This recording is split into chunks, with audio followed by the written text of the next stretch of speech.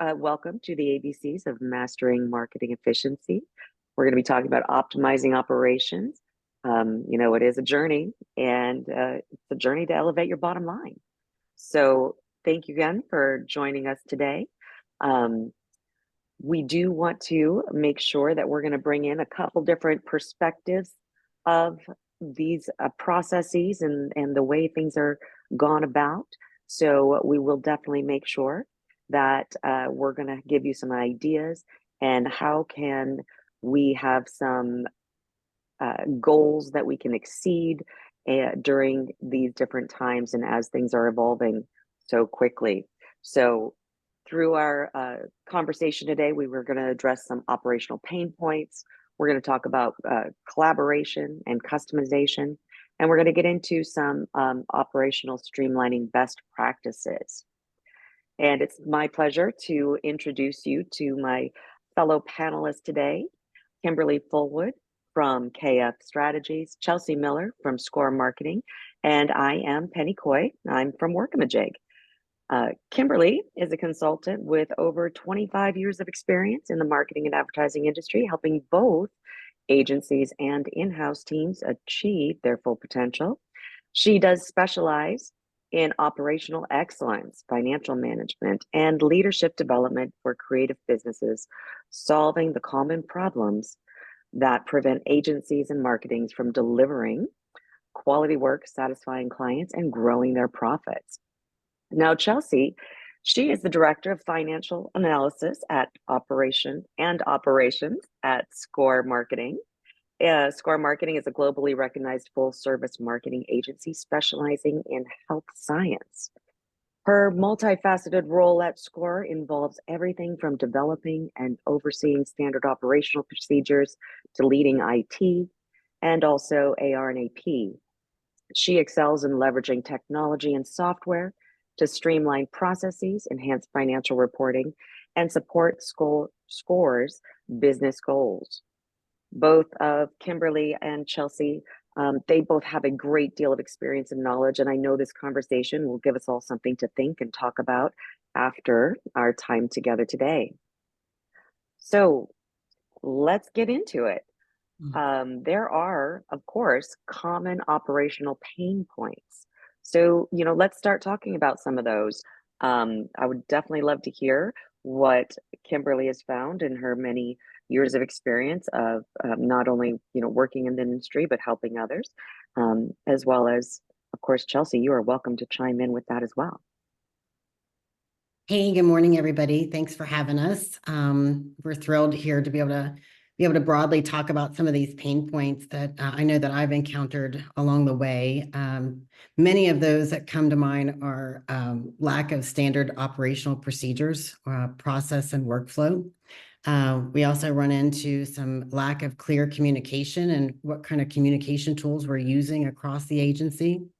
I see a lot of siloed processes and siloed departments, people just really working out of their heads and not documenting that information, being able to share it along with onboarding.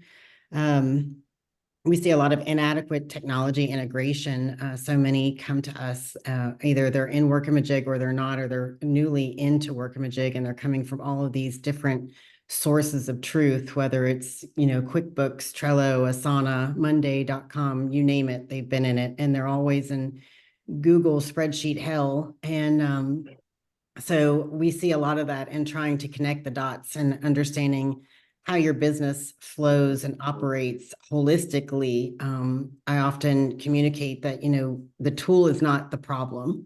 It's always your people and your process, and whether or not you set that system up to support those individuals. So another thing that I see a huge pain point is burnout, being over-resourced, underutilized, or this hybrid model has been a challenge for a lot of people to get used to. And so missing that engagement, that one-on-one engagement with individuals. So we're seeing people burn out, and they're looking for purpose within their work. So they don't just want to be another body in a seat. You know, they want to make a difference, especially these kids coming out of college, or even some of the younger millennial sides. You know, they're willing, they don't want to live in a cubicle every day, right? So they want some flexibility and some bandwidth, just autonomy, if you will. And so having the right systems and processes in place help you to afford to be able to do that.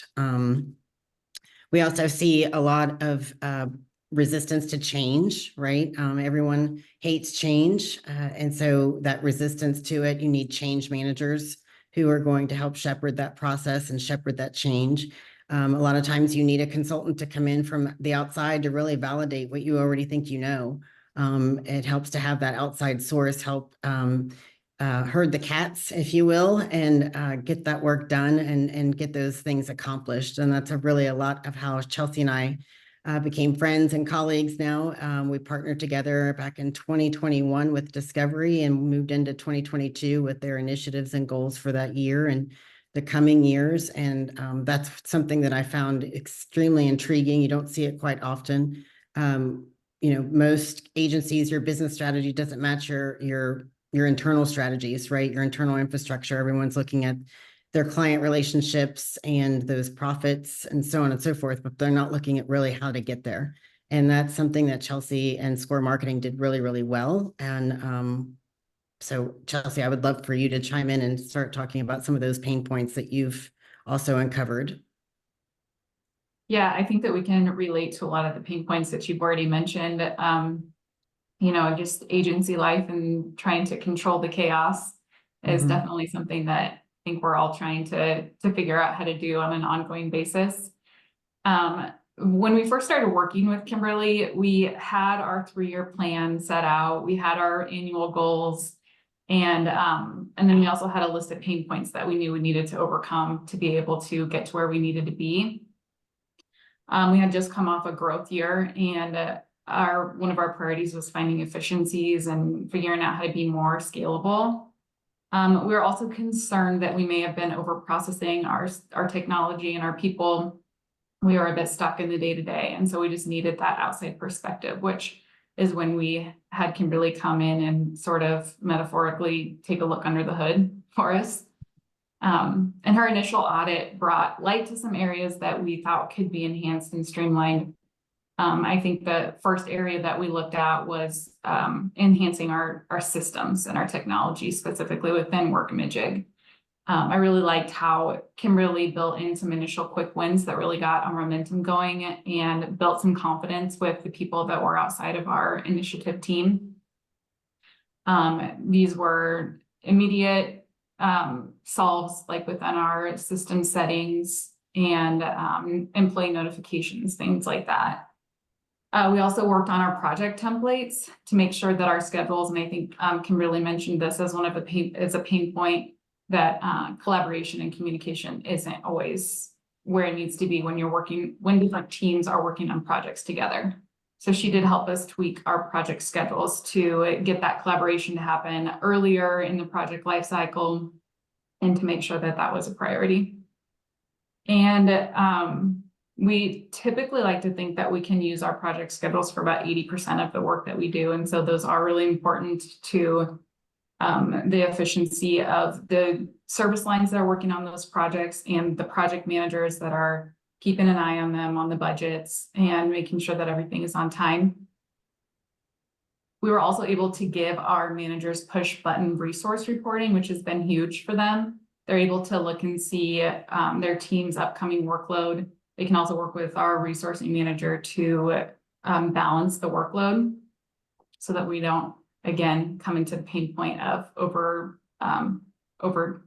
processing our people, or trying to avoid that burnout that people are talking about a lot. Yeah. The next thing that we worked on was our billing process. Kimberley really helped us reinvent our invoice layout, and this created a big efficiency for us because we no longer had to add a lot of the manual information that we were adding, which took out a lot of the human error. And it also gave us the opportunity to close our month faster and we redid the way that we were sending invoices to our clients. So that's still to this day been a huge efficiency that Kimberly helped us find. My favorite thing that Kimberly helped us with was the customized reporting. She did some, what I call magic behind the scenes of our reports that allowed us to have that push button reporting. We've also figured out how to use the Google Sheet links to pull out the data into like a dashboard so that our executive team can have push button data anytime they want throughout the day or the week or the month. And that's been a big help to be able to put facts behind the feelings and also just have make decisions that are based on data that they can feel comfortable with. Awesome. Well, and all of this goes back to things that were said right at the very beginning. It's about your people and your process and your technology. It all has to work together. No tool is going to change a bad process, and no tool is going to adjust a working culture or a lack of training with your people. So really having folks want to invest in their training, invest in developing their staff's skill sets, or expanding them, stretching them, challenging them. All of that really comes into place. And I know, Kimberly, that's a lot of the things that you work with in your approach. Yeah, a lot of the clients or prospects that come my way are typically looking, they always use the phrase training. They need more training on whatever it is that they're doing or using, or they want to get more out of what they're doing or using. And I force them to sit and take it a step back. A lot of the clients, they move around from software to software, project management tools specifically, and they're trying to solve a problem that they're not getting to, they're only dealing with the symptoms of. And it always begins at the top. Leadership has to lead and empower others below them to also lead and make decisions and hold others accountable. The software is just a tool to support your business. The software is never a one-size-fits-all. That's something my team and we work diligently with, is really just getting under the hood, as Chelsea said, and understanding your business.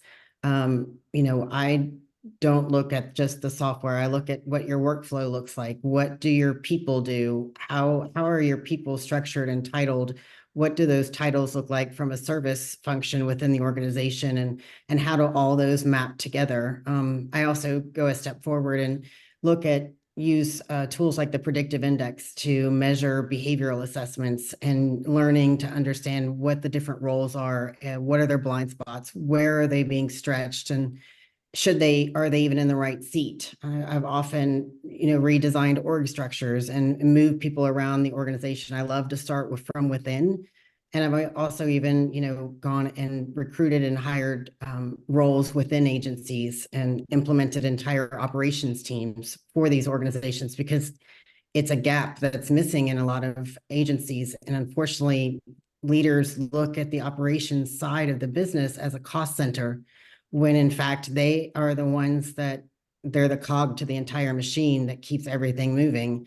And if done well and done right, you're developing your teams as you go. You're allowing financial budgets in your year, like Chelsea's team did, to you're line iteming your operations teams and your financial teams to be able to further develop your team members, whether it's through the systems, whether it's through process. I like to identify the individuals within the organization to help represent their discipline, right? Speak on behalf. Everyone wants to be heard.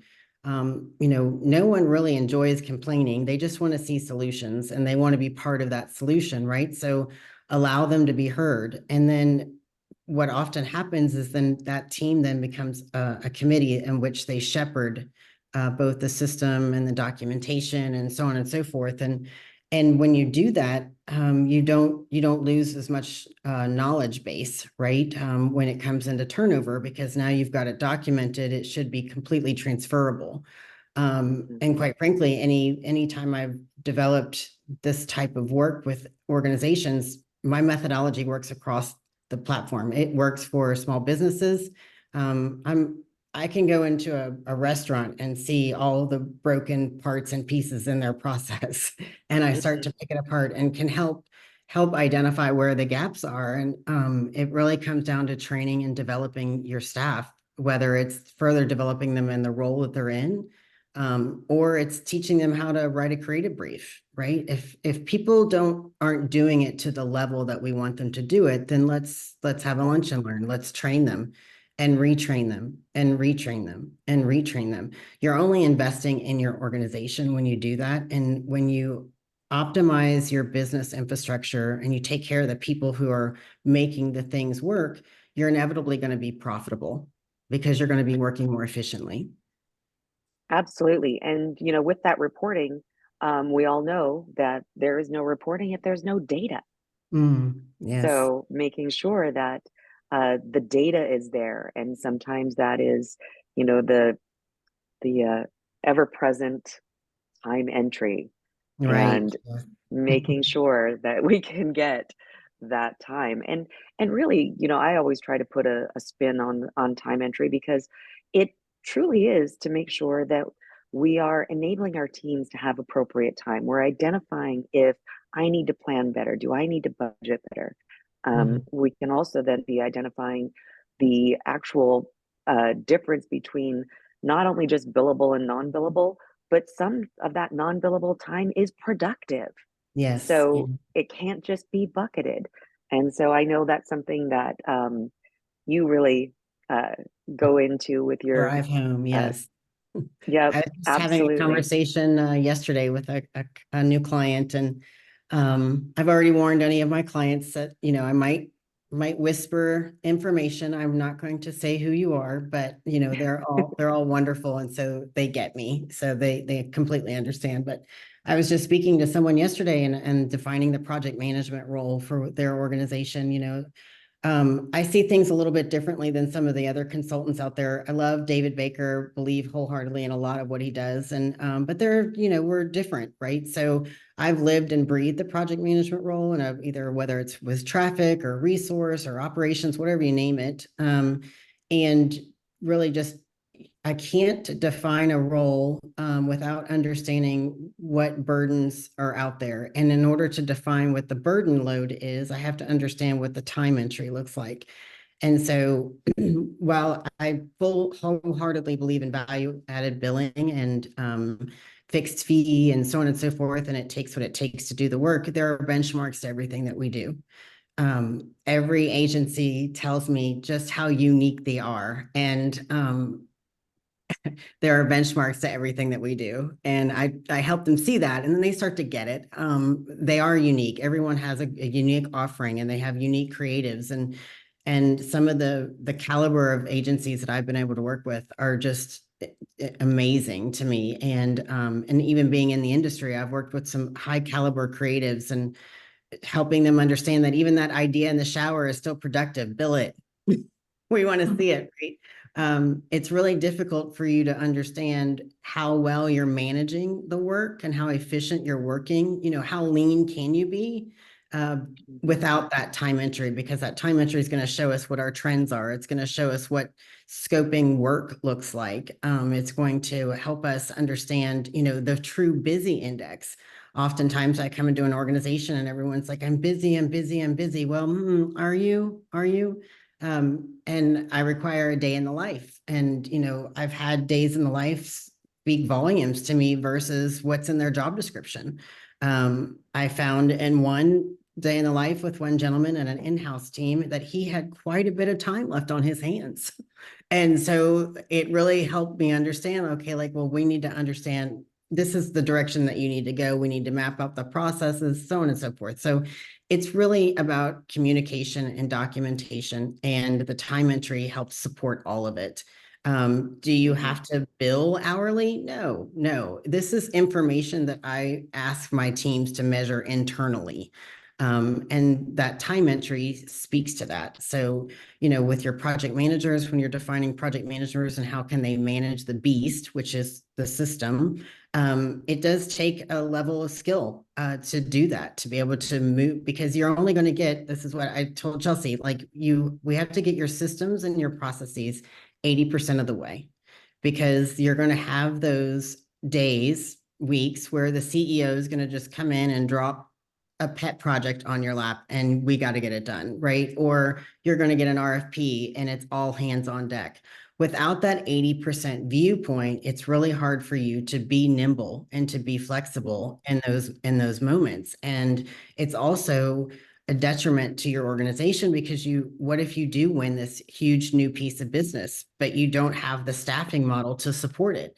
What does that look like long term? Without your systems, time entry, your schedules, so on and so forth, you will never get that information. You might get close, but you will never get the full picture of that information. And when you're even talking about turnover, there are some people who are completely great at that intuitive, yes, I know we're going to have people free. I know we can get this in.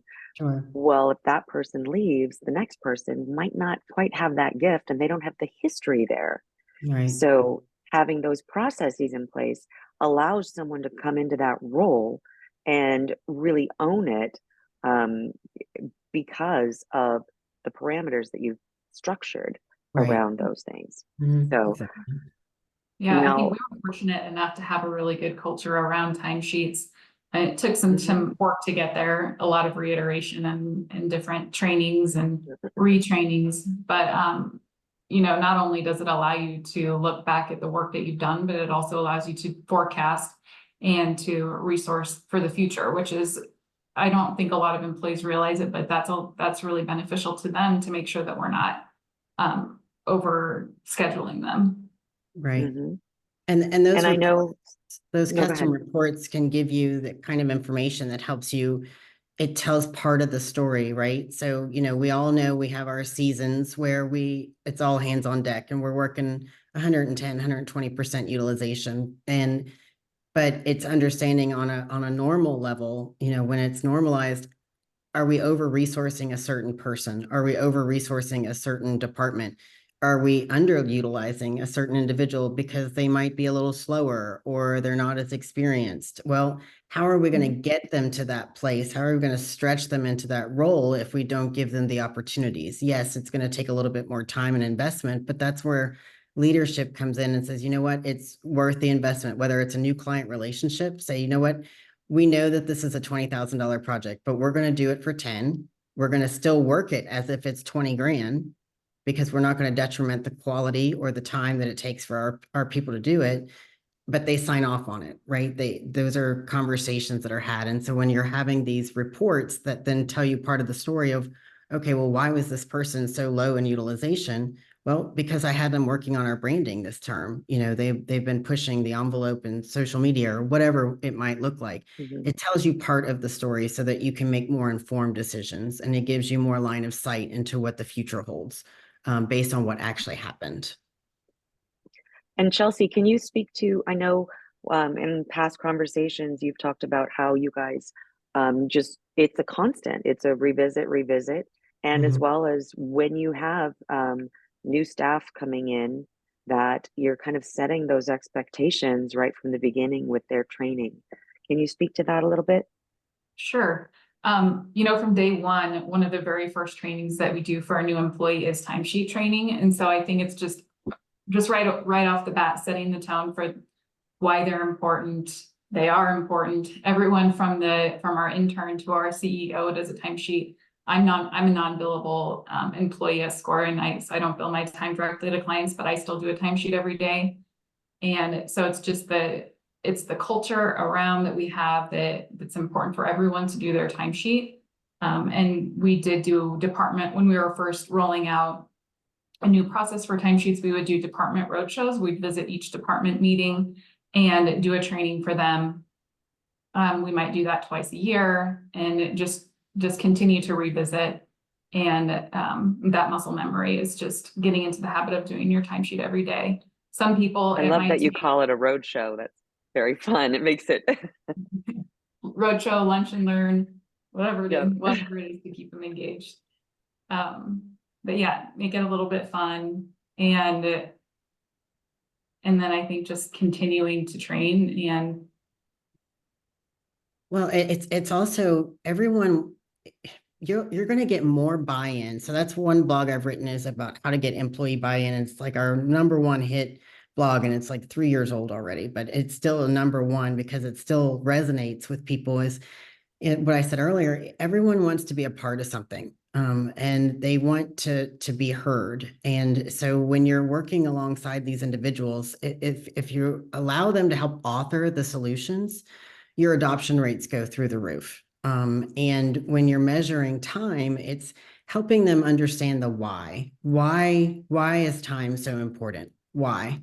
Instead of begging your employees to do time, which I have heard of, let's think of some creative incentives, to encourage them, but help them understand why, and usually when I sit in a room and I help and I talk about this kind of thing with, the creative groups or other individual groups, when they start to hear like, well, okay, well, this is why we haven't been able to get this role because we can't prove the need that we need to have it. With in-houses, especially, one of the Yeah. things I encourage them is it's so important for you guys to do time because so much of your work you outsource to an agency and you could lose your entire department to an agency.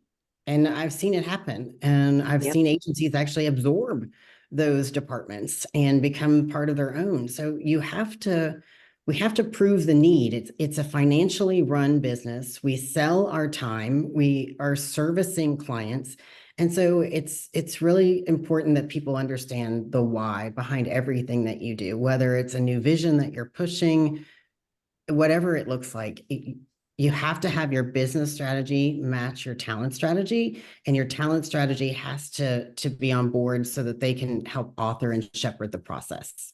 It doesn't matter if you're a small business, when you're brand new and you've got maybe it's just you, or if it's 8 people, it's now's the time to start thinking about the systems that you put in place to help maximize your efficiencies. What can you automate? How do you spread yourself thin? How do you know that your $100 an hour to do such and such is really what it takes for you to do? What does that boil down to? What are you paying yourself in that moment? So thinking about that's what I try to help my clients see is like, you're already doing all of these steps. You're already doing it. Let's just document it. Let's see what it looks like on paper. And then the idea is you monitor it over time. Every 6 months to a year, you should be reevaluating all of your system setups, all of your processes, your job descriptions, so on and so forth. It's a living and breathing document. And it should be treated as such. And that's really operations. All of that is about Mhm. operations. Yep. And it's almost odd when I speak to agencies and such, and they have nobody in operations. And like you said, it's something that you run into quite often. And a lot of times too, when we don't have that, everything is so siloed that Mhm. people don't know the why. And your designer didn't get called into that project till it was time for them to design, when they should have been called into that project in the beginning to Right. be part of it. So Mhm. there's so many different things, I think, that with that communication and collaboration, and then of course having those operations, and that is agency wide. Well, also too, from a collaboration standpoint, operations and finance should always hold hands. Hmm. It is a partnership, it is a marriage, and one shouldn't be doing something to one side of the business without speaking to the other one first, and vice versa, because so much of what you do impacts finance, and finance impacts ops.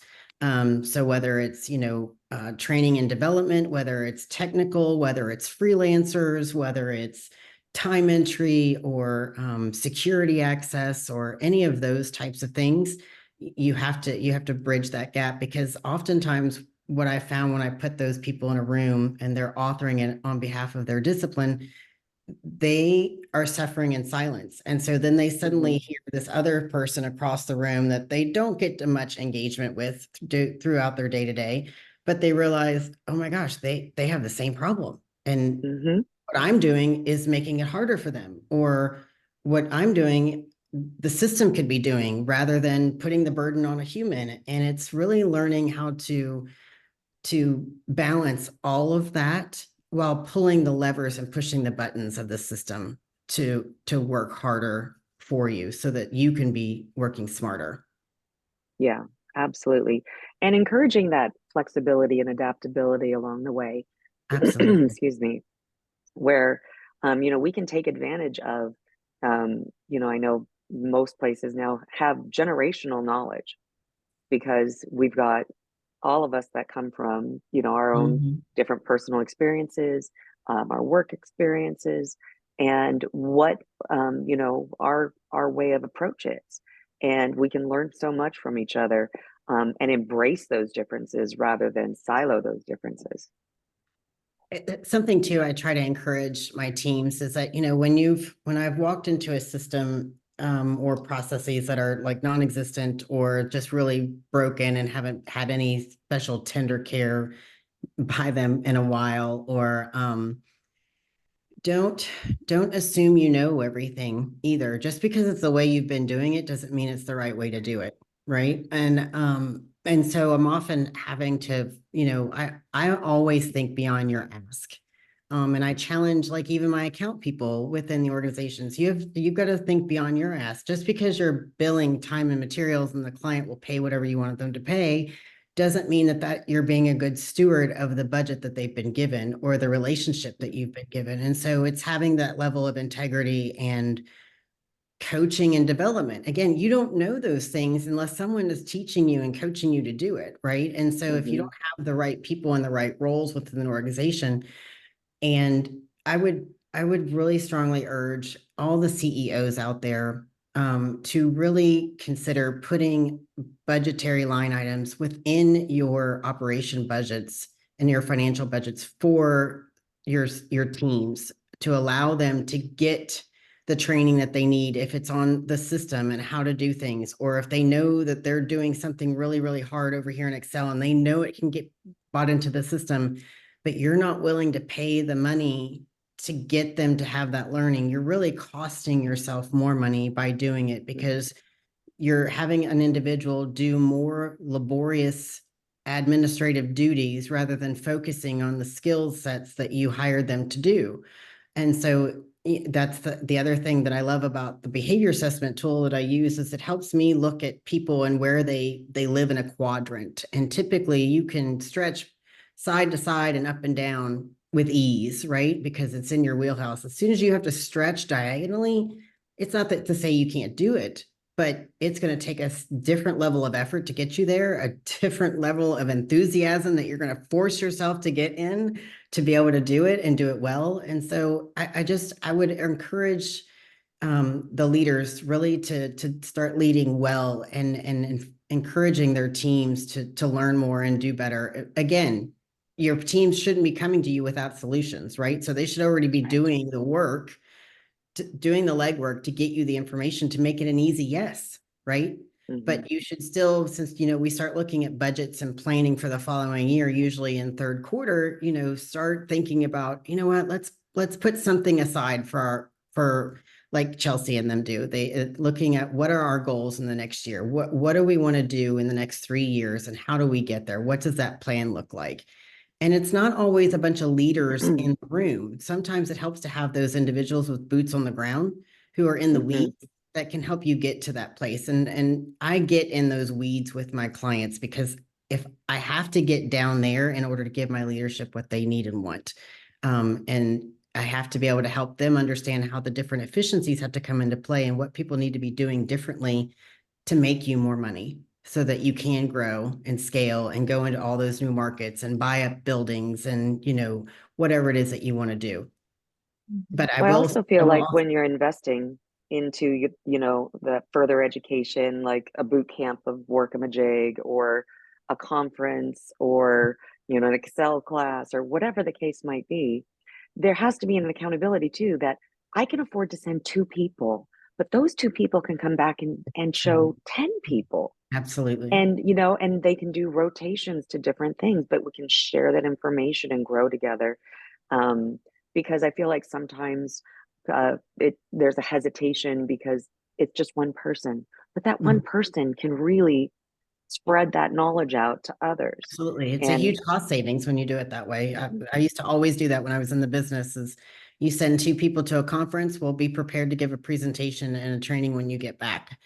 Because I need the 10 other people in the office to also learn this. I also believed wholeheartedly in cross training. You can't get your junior level creatives to a place of creative direction if you're not giving them opportunities to stretch and present, whether it's presenting just to their peers or to a client, or at least participating in a client meeting. That's always also very eye-opening for the different disciplines to be a part of, because for years when I was in the business, creatives and accounts were like this. oh yeah. And, the creatives were like, you're a yes man.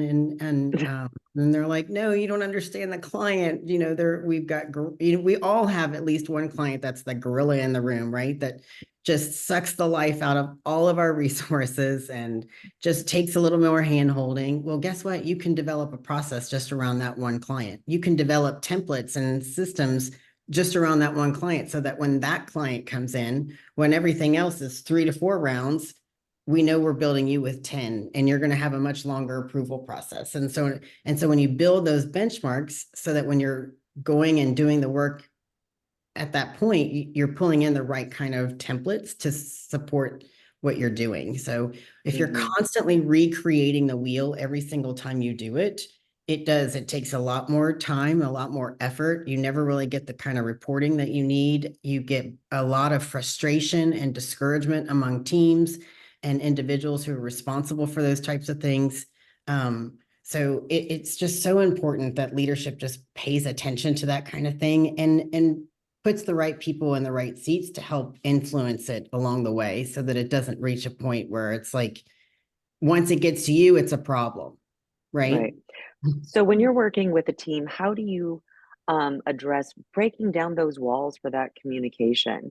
Because, sometimes maybe a junior person just maybe they don't quite feel as comfortable going and speaking to someone else. How do you encourage, it's So okay to, oh, yeah, that's a great question, because I always start with a discovery. I have to learn a bit, get my sea legs, really understanding what it is that you do different than some of my other clients, understand the structure that you have. And then those days in the life help a lot. Depending on the size of your agency, I might have everyone do it. I might have everyone do the behavior. Otherwise, I usually have you choose a core team internally, and an individual represents each discipline to help author that change. And then their role, their assignment is to go back to that same discipline that they're representing and get their feedback, allowing everyone to be heard. And then sometimes throughout the process, we'll bring in another outlier, someone you don't work with day in and day out, but we still need to solve problems for them. And so then it's that encouraging of, I also like for people to have like mentors within the organization, but the buddy system. If you make people a part of even your onboarding process, it doesn't always have to be the same person, because one, you burn them out. Even when it's a partnership, I would never have a new person speak with the same partner twice. Like there would be another one that they would talk to, because then they'll be more motivated to participate in those sessions because they're busy, right? And so, and then it's finding cultural activities, where you can have some fun, break down those walls and just learn about who they are as a person. That's really where your managers and your HR teams and even operations, they come into play, because often operations plays a little bit of a counselor within the organization too. Everybody seems to come to you to talk about stuff, right? And so it's just really learning to understand who they are as people and what makes them tick. Again, going back to that behavior assessment, it just speaks volumes to me about how, one, most of the time our talent strategy is, okay, we need a body, and we know it's this kind of body, And so we need them to fulfill this role. And so we just go out and we recruit and we look at their skill sets and we're like, okay, you're hired. But instead, I like again to take that step back and understand, one, their skill set's one thing, but what are their personal drivers? What are Right. their values? What's their integrity like?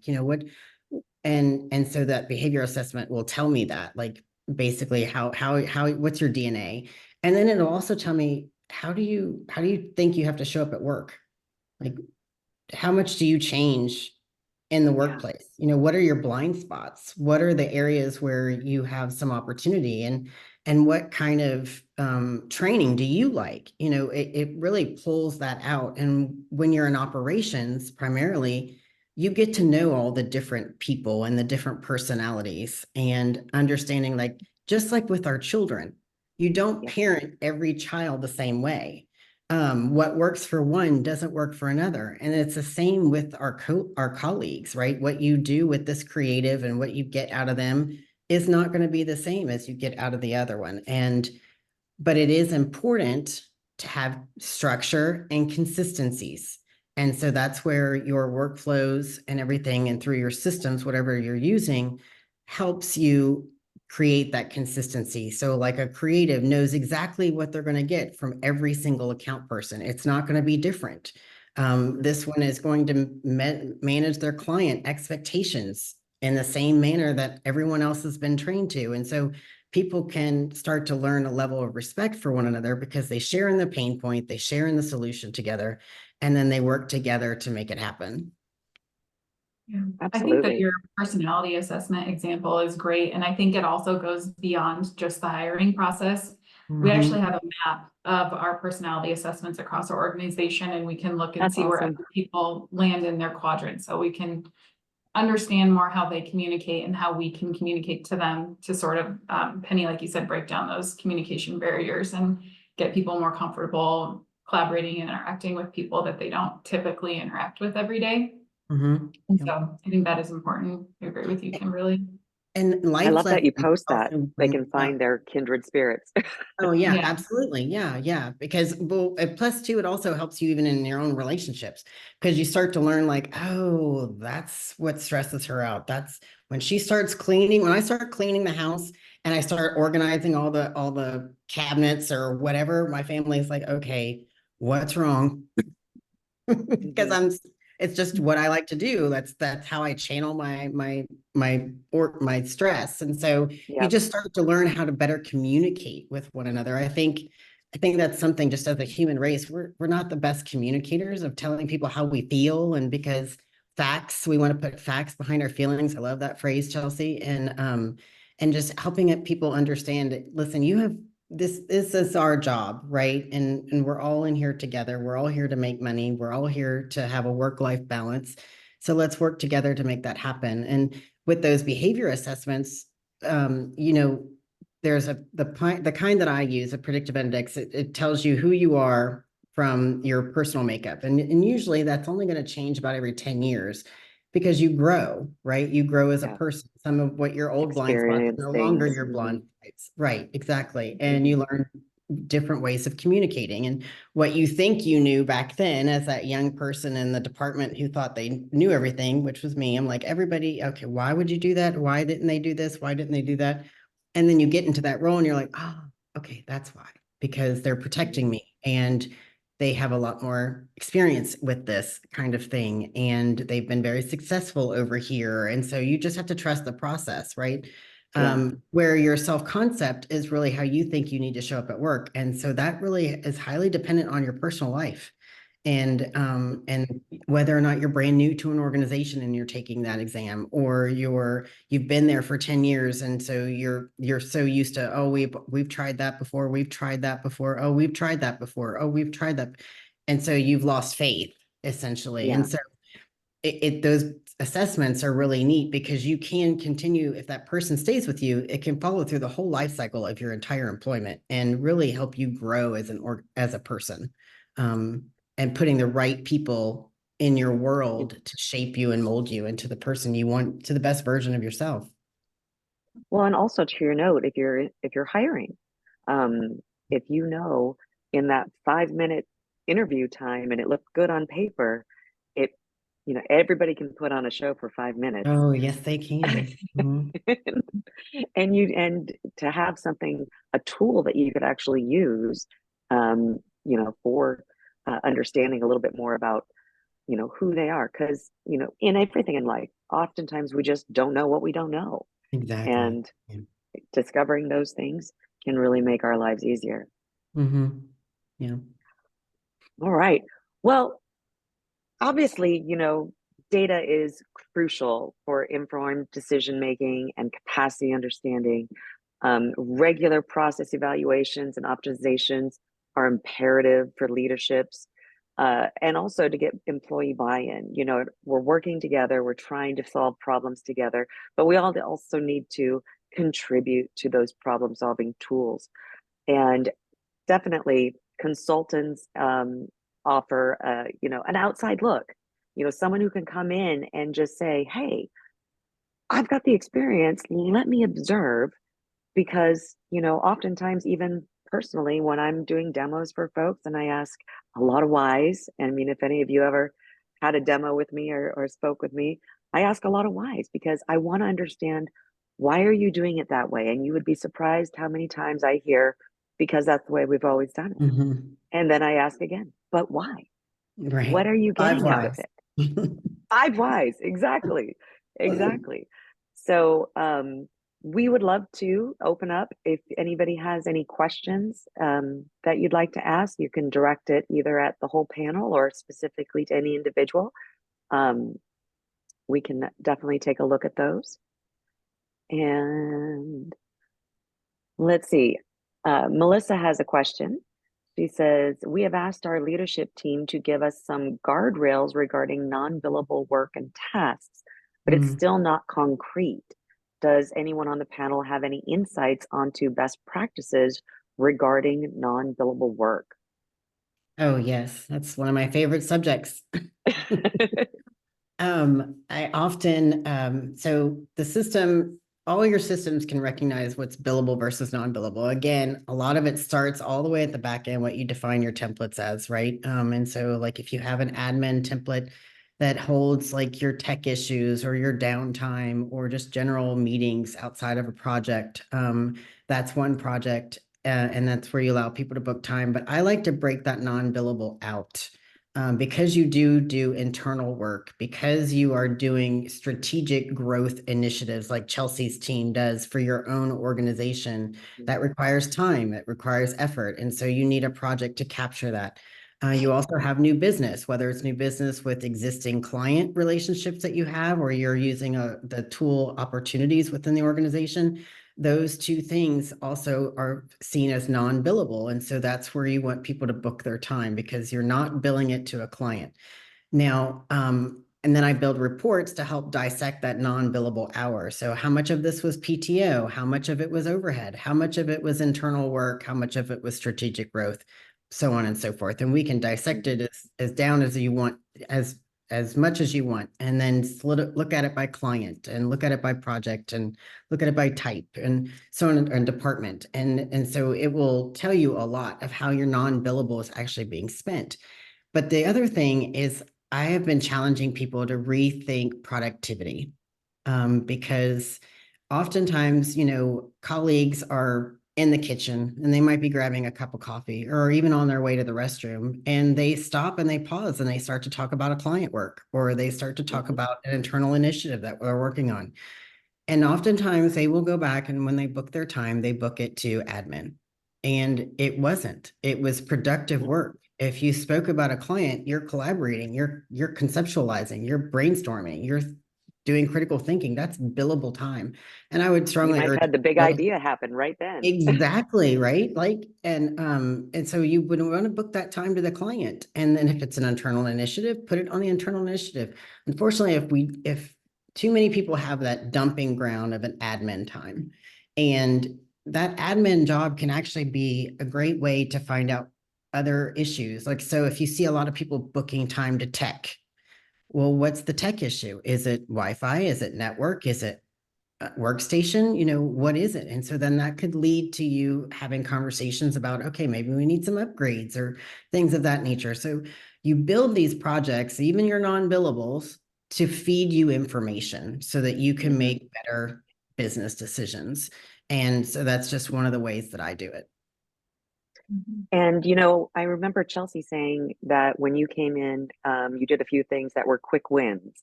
So what's one like low-hanging fruit or a quick win you'd recommend for agencies looking to boost efficiency in their operations?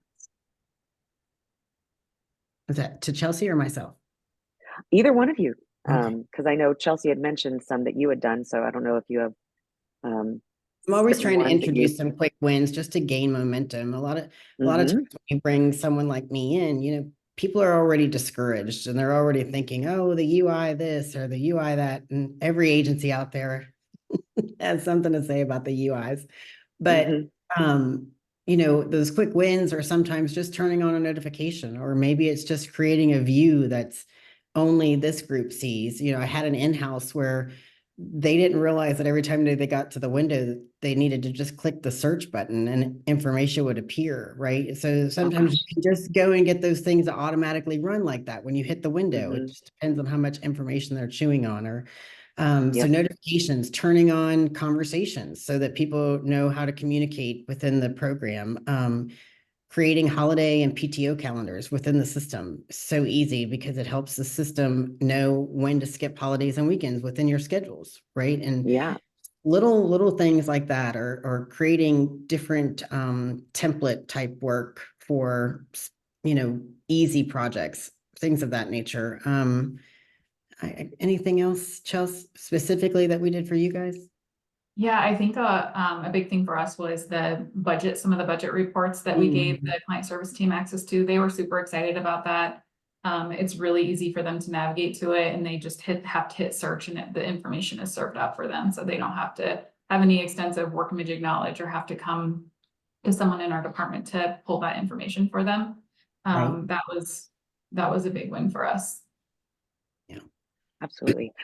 We had another question. Any recommendations on best practices or best tools, i.e., Indeed, to find the best candidates when looking for hiring? Um, I don't know, SCORR, or Chelsea, what do you guys use at SCORR for seeking out new employees? I'm not overly involved in HR, but I know that we do use Indeed, and we have the upgraded LinkedIn so that we can kind of Hmm. scour, if you're looking for someone with Workamajig Yep. experience, there's an option to put Workamajig in your skills. And so you can search mine in LinkedIn for information like that. I work Yeah. with, I have a number of people in my toolkit, if you will, of recruiters or groups that target specific types of creative or media personnel or project managers. And I could always share that link or share some of that information out on LinkedIn. If you want to be looking for that, I could put that out there for you. But usually it depends on the role that you're searching. Indeed is also really, really good, as well as I like to look at Glassdoor. So I do a little bit of homework. If you come to me first, obviously it's just like an interview, right? I'm checking out your website. I'm learning to understand who you are. I'm getting information from Jig. I'm going to Glassdoor, seeing what those nasty reviews say about you, because almost no one is positive, right? And so looking for ways already to just come in and help solve some of your problems. Is so using those tools are what I like to use. And then, as I said before, I use the predictive index. And that helps with the behavior assessments, cognizant. It helps with your talent strategy, your recruiting, and ongoing development. We have another question, and this is the one that, we hear every day. What are tips on getting your team to fill out their timesheets daily? As far Um, as I'm concerned, that's part of your job. Yeah. I think there are some tips and tricks you can provide to them. There I are. know us have the daily timesheet reminder, calendar reminder. Yes. You can have different checkpoints throughout the day. If is it noon and you haven't started your timesheet yet, it's easier to do it throughout the day instead of trying to remember what you did at the end of the Yeah. day. Oh, for sure. And, it's in our employee handbook that if you have, you can have so many timesheet misses throughout the year. And, so I think and then we talked about it earlier, reiterating how important it is to do your timesheet and why we ask you to do our timesheet. It's also for the benefit of the employee. Mhm. And, so it's just constantly building that culture around the importance of timesheets. I Right. love that at SCORR too, everybody does one. And Mhm. everybody knows that everybody does one. Because I feel like sometimes that's a struggle too, if you're trying to get uh, only our creative team members to do timesheets and then no one else has to. It's harder to justify that if everybody's not doing that same thing. Yeah. I mean, to help, I've also implemented some different award programs, like, and even consequences, like you could withhold at ACH. It doesn't have to be electronically transferred into your bank account this week. You can have to come into the office and get a paper check. You could do that. And that's those inconveniences done a couple of times, you're more than likely going to get on the same bus as everybody else. Also incentives, such as positive incentives, because positive peer pressure is also kind of fun. You don't want to be the only one not doing it, right? And so, the top 10 people who get their time in this week get a $50 Apple gift card or something to something or somewhere. Or, you just make it just part of the fun in your culture. And then that positive peer pressure just helps it out. Also, I agree that I think everyone should be doing it. I usually give my leadership teams a little bit off the hook, but I love that Yeah. Chelsea's team, they're like, nope, we're going to do it from the top and all the way down. I think that's fantastic. I would never be against that. But I will, it is important. It's not just the creative that need to book their time. And, I can't, again, it goes back to what information do I need? What are some of the pieces and parts of the information that I need to be able to make hiring decisions, to staffing decisions? And if my account team feels like they're drowning and they don't have enough support, well, I need to understand that. Are you using your time wisely? I'm going to be measuring, I'm going to be gauging that. And then, tell me what your day looks like, and working through those development. Again, it's development and coaching. I really strongly believe that every human being needs a coach. You always need someone to help hold you accountable, to push you to be better than what you are, and call it out. I mean, that's the one thing I think some of my clients love the most about me is what you see is what you get. I'm very transparent. I'm very honest, and I'm gonna love you and care about you and walk you through it all. But I will tell you the truth, and sometimes the truth hurts. So we have a couple more questions, and I know we're at time. If you have the time to go through a couple of these questions, we'll try to get through them really quickly, so that we can get you all back to the rest of your day. But if you don't have time and you still want to hear these questions, we will have that recording as a reminder that you could always follow up and listen to those at the end, when the recording is released. But so I did want to read this one off, and I love this. What do you suggest a small business has ready before getting in touch with you, Kim? What do I suggest they have ready? Just the Before willing they heart reach to out to change. you? Just Yes. a willing heart to change. I have a sweet agency that just came to me. They're about 8 people. And, what I'll send out, like when we do discovery, I'll send them a list of things that I need them to gather and provide for me, because I want to see what they have and what they don't have. And, I had a client once start to think that they had to start creating it in order to give it to me. No, no, no, no, that's not it. And so this group doesn't have much of anything. They've been doing really, really well with as small as they are for what they've been doing, but now they know they want to get bigger, and they want to be able to do more and see more. And so I'm going to just help them develop all of that along the way. And so just have a willing heart and a budget that would be helpful. Hmm. You know what you're walking Well, into. And then speaking of also, budget, yeah, I'm just going to try to get through some of these a little quickly. sure. Um, one attendee says, Since expenses don't hit project budgets until invoices are processed, do you have any recommendations on how account managers can view overall project burn rate inclusive of expenses prior to vendor invoices being processed? Oh, absolutely. You should be using purchase orders. Or if it's media, you should be using insertion orders and broadcast orders. That's what helps anticipate cash flow needs.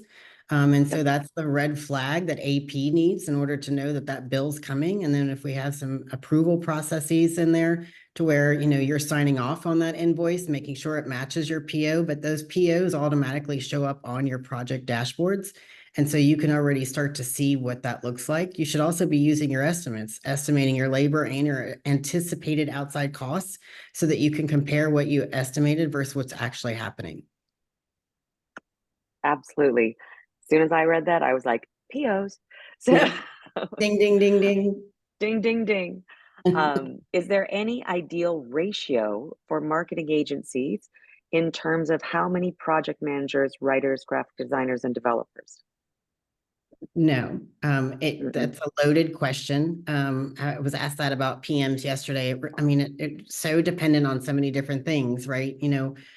Sure, you can look at the dollar amount first. That's a great way to play, but it's also how much, say, a project management, how much are they doing client-facing work? How much are they just internal work? How many other roles are they fulfilling? Are they managing the budgets? Are they also working with the vendors? That's a loaded question, and it requires a little bit more discovery to be able to help you understand what that is. And sometimes what happens is we come in, we do the work, and then it's going to be a few months before you really start to see the data normalize for you so that you can start to see, okay, this is the data that I'm going to start needing to see in order to be able to make decisions like this.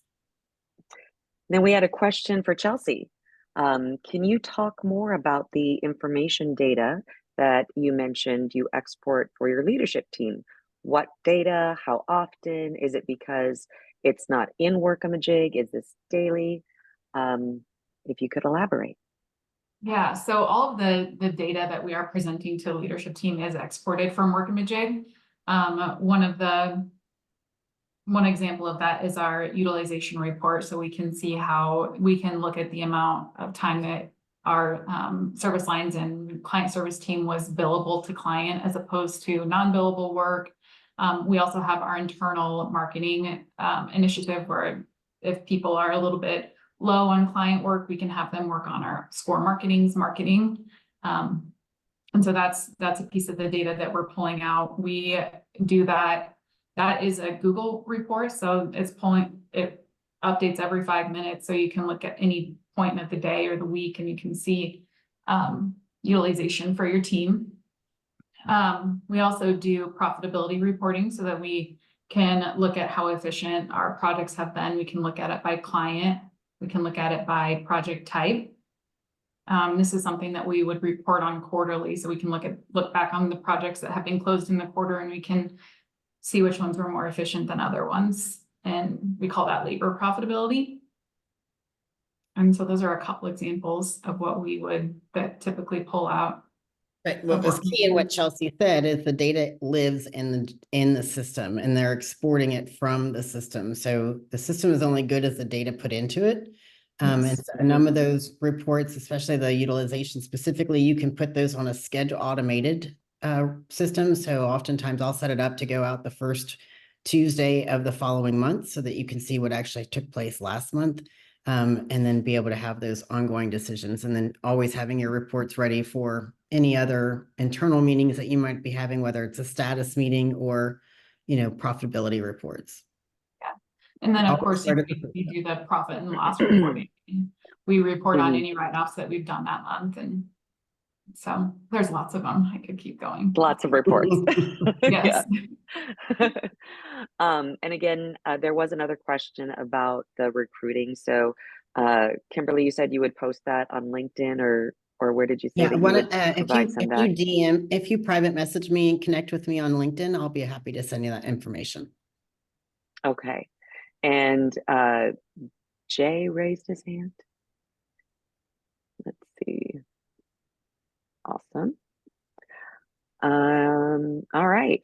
Well, it looks like we are done with our questions. So, thank you guys so much for spending some time with us, solving all these problems, and having great solutions, and, turning these problems into conversations and those things. It's not a problem anymore. It's productivity. It's communication. It's collaboration. It's investing in each other. It's learning from each other. Um, Taking that people first approach is really going to enhance productivity. And of course, all of that enhances our bottom line. So, Mhm. again, thank you guys so much for visiting with us. Uh, we know there's going to be some more um, webinars coming out with Scale by Workamajig. And I would invite you in the next weeks to come to go and visit workamajig.com/scale for more information about our new community and education sites.